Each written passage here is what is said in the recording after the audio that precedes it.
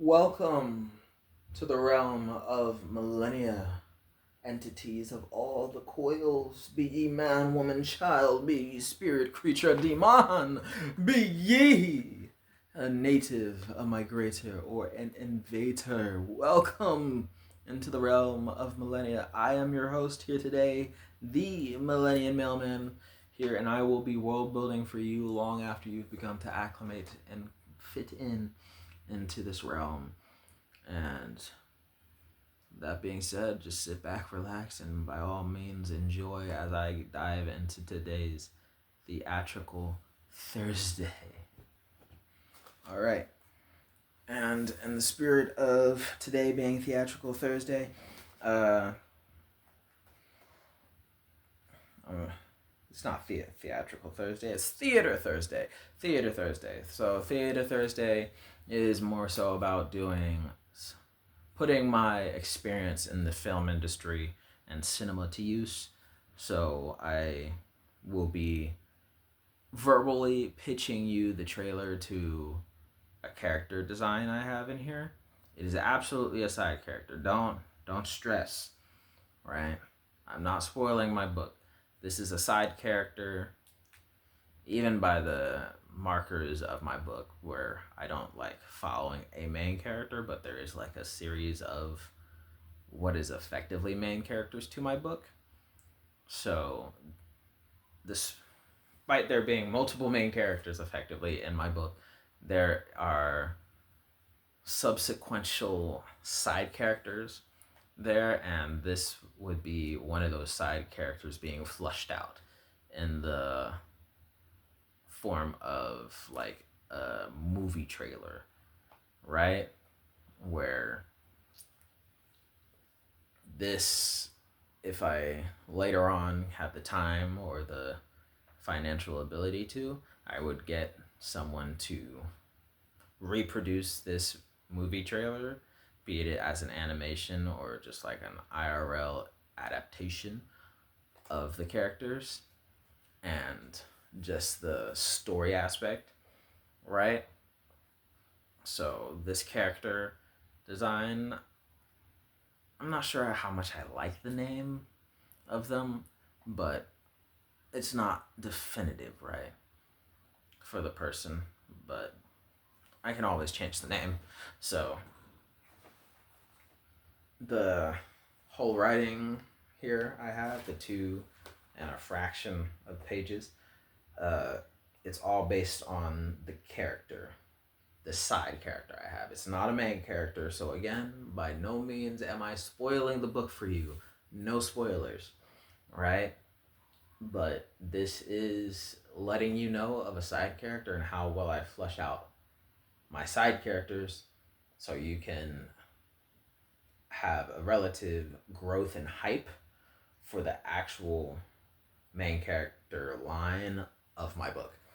Because, as I said before in my first few videos, I am really invested and I'm really liking what I'm doing and how I'm treating my characters, despite effectively finishing them, as Mortal Kombat would say, off before moving on to the next one. Gross. So, the character design here I have for Theatrical Thursday, this move is a movie trailer concept, and I will be reading it to you for you today. The concept is the disposable zombie man. Disposable zombie man is a character, right? And at least for the sake of this going in, there are multiple voices speaking. There is the main concept of what you will visually see that I have in parentheses and I'm going to tell you.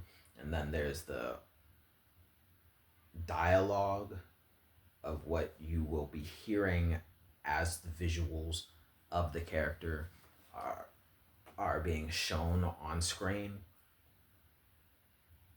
And the dialogue, since there is no other person to read off these things for you, I just bear with me. I will be changing my voice to sound like a boy, to sound like a man, to sound like a little girl, and then a woman, a woman's voice. Uh, I am not trying to make fun or disrespect any of these categories, but please, by all means, bear with me as I will be horribly impersonating each of them in order to progress this Theater Thursday for you. The locations here for this trailer concept were going to, if for anyone trying to redo it, would be a cemetery, a park bench, uh, park bench in a cemetery, a park bench in a park. You'll need a street. You'll have an ER, hospital, clinic, urgent care, anything, right? You'll need a mock morgue, and then you'll need a bus window. A bus window. Because naturally, I have that cinematic trope of someone looking out of a vehicle and watching things pass. I don't want it to be a vehicle. I want it to be a bus specifically just to show, like, this person is poor, they got no money, right? So rather than looking out the window and just having that cliche, I wanted it specifically to be a bus to really expose that whoever this is sitting there is broke. They got no money. They ain't got no money. That's why they're using public transit. And then for the street one, it would need to be like live fire in the street. So there would be like a mock shooting happening in that one, and a green screen. The green screen is going to be used for the heaven and the hell scene. Both of those should be relatively like short, but I have green screen here for heaven and hell landscape. You can do whatever you will for that, but point still stands. That's what the green screen location is for.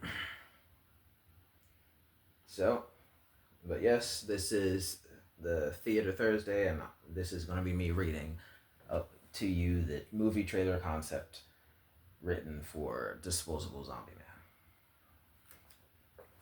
Parentheses, opening. We're going to be opening up on a scene with the pearly gates. In that pearly gates opening scene, there will be a man stepping through the gates, effectively on into heaven. And as that man is passing through the pearly gates, you'll have a rather abrupt cut into a cemetery where you'll see a grave that we're just going to assume is the grave that, well, not us, but the audience viewing should be able to assume that is just the grave of the person who just walked through heaven. This person who walking through heaven's doors, that's his grave, right? And in that transition, but from pearly gates to the cemetery, we're going to have the voiceover of a boy. Boy. Why are boys and girls treated different? Answer. Because boys and girls are different. Boy. But you said all humans are the same in nature. Answer. Because we are. But the decisions we have to make, while always similar, are different, son. Parentheses. Now we're cutting over to the park bench. You see the big broad back of a man that we're assuming is the one answering these questions, next to a child who we're going to be assuming is asking these questions. Boy. Daddy, why do you treat me different? Answer. Because, son. Because I want you to be a man. You just have that same park bench sliding over to a girl now sitting on that bench. Girl. But why? Answer. Because men get answers and solve problems. Parentheses, you have that visual cinematic cut to a hospital. You see the exterior logo of the hospital reading ER, and then you have the voice in the background. Where is he? Where's my son? Flash, and then that's just a little flash before we return back to the park bench, and you see the girl and the boy and the father on the bench. Girl. Like you do, Papa?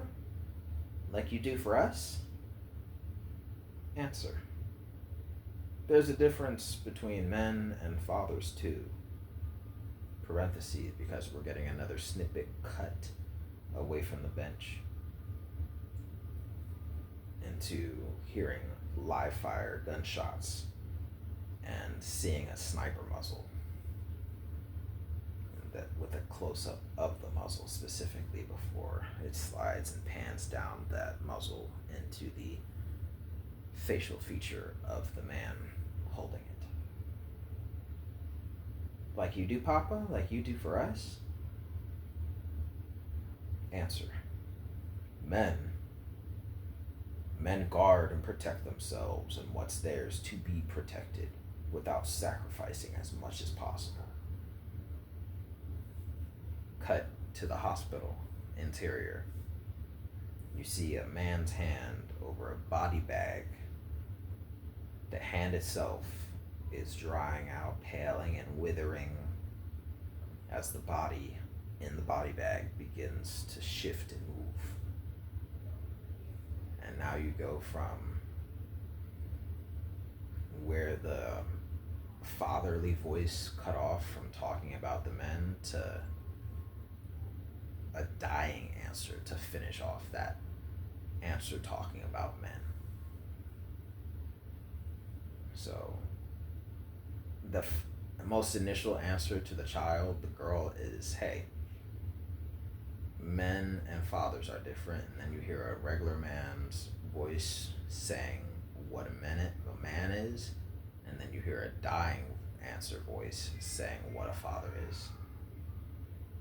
Where the regular answer was saying men guard and protect, and the dying answer says fathers dare to sacrifice themselves and what's theirs to protect,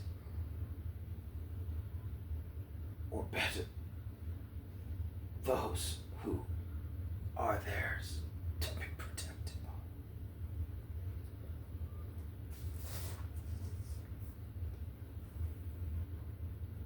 And as you hear that dying voice, you'll see a child, a son, bleeding out in the street before it turns over to the funeral, the burial, the body being lowered down. And this burial is one tombstone right next to another. When a woman cuts in as the casket is being lowered in. But aren't most men scary? Answer. All men can be scary sometimes, even without meaning to. But no man can go a day without the opportunity of trying to be scary, or trying not to be scary to those who might find out that they are scary. And at the tail end of that, we're going to have the cutscene of someone being in a bus window looking out before panning back to the park bench. From a wide view of that park bench, closing into a narrow view of their head and swooping around it. And as you hear the swooping around, you hear a son echo in. I know what I want to do. I want to be successful. I want. Sobbing. I want to make you proud. And then you hear the stereotypical boy. What about you, father? What makes you a man then? Knock, knock, knock. Thump, thump, thump. You now have that bench scene where it goes from that first person camera directly in face, showing the eyes, to the camera coming back out and going back into a wide view where that person isn't sitting on the park bench, that person is now standing, and you just see them standing from the back view in the cemetery looking at two tombstones. What you could assume to be the father and the son buried right here together. Thump, thump, thump. If you ever speak death over my son. Answer. I'm the man of the house, so there's nothing I won't do to defend it, because I worked hard to have it. You hear that live fire, battlefield level gore happening in the background. And then you see the scene change from the man standing in the cemetery to the man standing just inside heaven's gates, turning over his shoulder, looking back. But before that, I'm your father. You see that man turning back, looking through heaven's gates, looking out over the clouds and the pearly gates of heaven, and you see him start running over toward the darkness of the edge of heaven.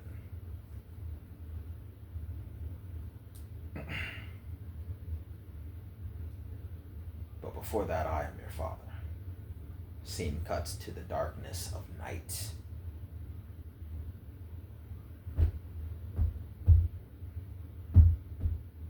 That thumping noise. You see a hand sort of crawling its way out of the grave in front of the tombstone. Give to sure that you'd accomplish everything. That hand coming out, and you see the man, that father, running to the edge of heaven and jumping. No heaven. He's coming down from the clouds, falling. No herd of demon from the pits of hell. Cutscene to you seeing black and then hearing like a serpent hiss. Right after he says pits, just that snake hiss and rattle as he's saying hordes of demons. And then you get the visual reveal after the hissing stops and the rattle continues of an animated hellscape. That's why you need the green screen here, because as the rattle continues and the hissing stops, you need to have that visual hellscape of this man who was just at the heaven's gates is now standing in front of the hordes of demons he's saying could not stop him. Right?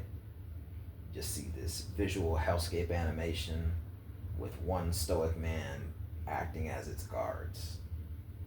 And you go around again, that camera panning for the close-up as his eyes begin to shrink before they really start to dilate as you listen to his labored breaths.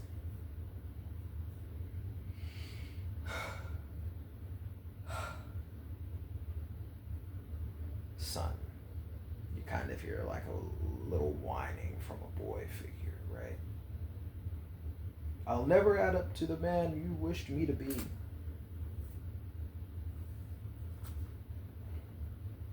Answer. Then suffer. Suffer in silence like all the other men.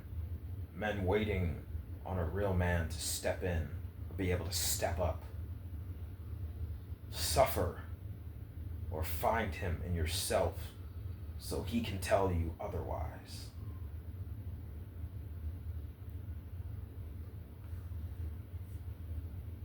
And then the son, coming back. But if not you, then where can I find him? Answer. You'll find him in the same mirror you don't dare use to see what you look like anymore. You'll find real men staring long enough to get answers and solve problems. If only you dare look long enough to fix yourself first, son. Everything fades to black, right? And from there you get that whole as this final words are being said after you have cut out the hellscape image from heaven to hell. After you cut that out, it's going to be an all black screen and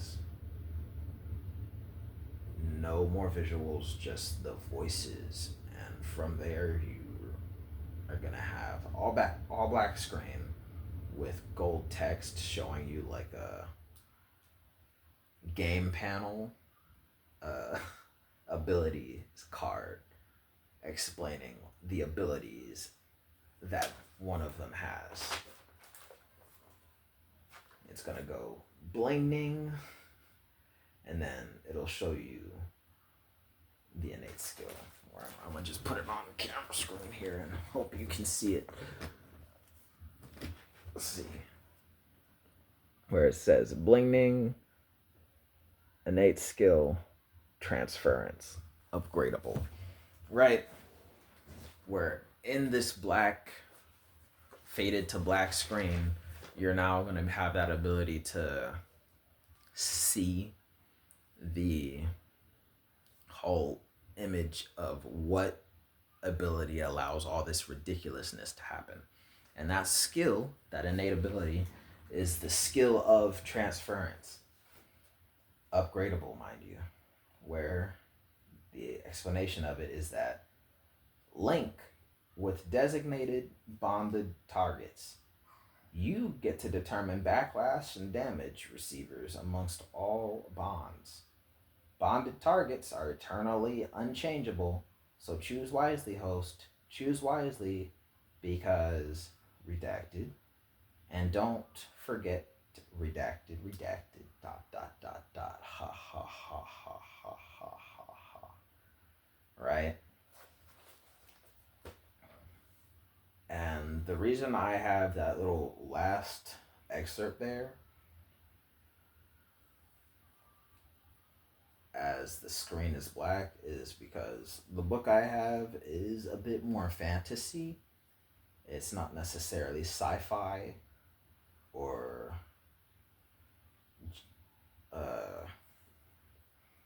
the well-known transmigrator isekai. It's just more fantasy-esque, but I don't want it to be like dystopian fantasy. I do want it to be more realistic fantasy, but it's fantasy and labeled fiction for a reason, where the thing that makes it inextricably linked to fantasy is the fact that everyone in this universe has a system, and the system here in place is one that grants you a skill panel with the ability to have skills and upgrade and this in a form that allows you to directly see it, so you don't have to worry about remembering or forgetting it, because you have a panel that permanently locks it in existence for you to put in your face without having to do any research of your own. Right? That is the world building aspect of the universe I'm making with my book, where that is an intrinsic piece. So I'm adding this here as their title card, so you don't have to question, because they in the universe don't have to question it either. This is their skill panel, and this is just one thing on their skill panel being revealed to you as an audience that I hope likes the trailer, likes the character being shown in the trailer. Like, hey, this is the thing that created this dynamic between the parent and child and the children in the voice, where the person, I'm gonna just let you know, it's the father and son connection, where the father has this innate skill to have damage transferred away from his son so that his son can live on, where he dies, he suffers, his hand is withering, he's decaying away, right? And he's literally suffering every time his son dies so that his son can live. All the damage is being reflected back on me as a father so my son can live out his dreams of being successful and gaining and being and growing into a man, while the man himself is literally not growing and quite literally disintegrating and dying away as time goes on till he has nothing left to give but his life and he dies. But even then, this bond with the target, his son, his family, is eternal, right? So even after death, since there is that whole stereotypical aspect of in heaven, there's no suffering and punishment at all, right? But through his panel and innate skill, he feels it, where if there can't be punishment and suffering in heaven, so I have to make this choice to either stay in heaven and allow this bond to break, or I need to allow myself to leave and take the leap from heaven straight to hell and endure suffering so that my son, who is still alive, can live on. And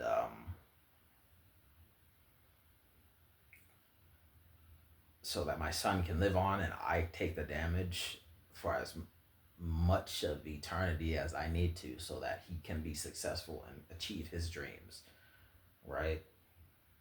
So that aspect of transference from one person, the father, not the father, from the father's children's to him, the father, is what's really motivating and pushing this concept of who the disposable zombie man is and why we have this whole connection where throughout the entire trailer concept here, there's this father talking to his kids and the son who is seen coming out of the grave and his father being seen in heaven and hell, just going through it. He's been put through the ringer here, right? Because that is just their whole relationship dynamic. And while I know a million people are gonna try and say something about it, why not make that into its own book, its own movie? You should sell that concept. That's not what I wanted. This is how much thought and everything I put into a side character. This is the most information you're getting in my book about these guys at all, right? If someone wants to buy that movie concept off me, just say it. You want to make it into a whole motion picture? Go ahead. I'll tell you all the other little details I have about the characters and everything, about their lore, so you can make it into a film and make a franchise out of it. That's not my goal. My goal is the other main characters in the line. These right here is just some side character material I have, okay? And this is a trailer I managed to make out of the side character. This guy isn't a main character. That's why I did it like this. Because all my side characters have enough material to be someone else's main character. And my main characters have enough material for me to get some good eats on, okay? It's enough to me to feel satisfied about making them main characters in my book. There's a reason this duo is a side character, and they didn't make the cut for being main characters, okay? Right? So that has been the Theater Thursday. I like it. and there's no devil's advocate in between. This is just me. I like it.